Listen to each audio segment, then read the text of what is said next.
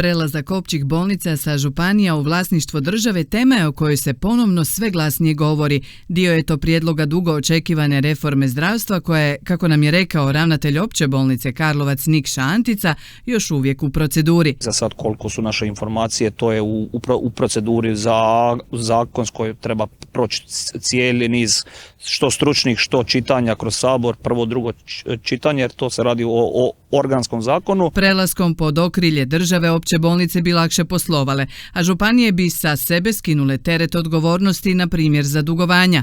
Naime, županije su formalno osnivači bolnica zbog čega su odgovorne za njihov rad, ali bolnicama posredno preko županija zapravo upravlja država koja šalje decentralizirani novac te dodatni za sanaciju dugova prema dobavljačima. Mi naravno pozorno pratimo u dogovoru sa našim osnivačem Karlovačkom županijom, ali naravno i Republikom Hrvatskom ministarstvom zdravstva, da tu cijelu jednu transformaciju koja će se sigurno u nekom trenutku dogoditi. Ja se nadam da tu neće biti nekog posebnog problema. Želimo da jednostavno pokušamo na još jedan bolji, učinkovitiji način posložiti cijeli sustav. Od prelaska u državno vlasništvo, koje bi na snagu prema najavama trebalo stupiti početkom iduće godine, navodno bi mogle biti izuzete specijalne te braniteljske bolnice. A osim županijskih bolnica, pod državu bi početkom iduće godine trebali i županijski zavodi za javno zdravstvo te zavodi za hitnu medicinu.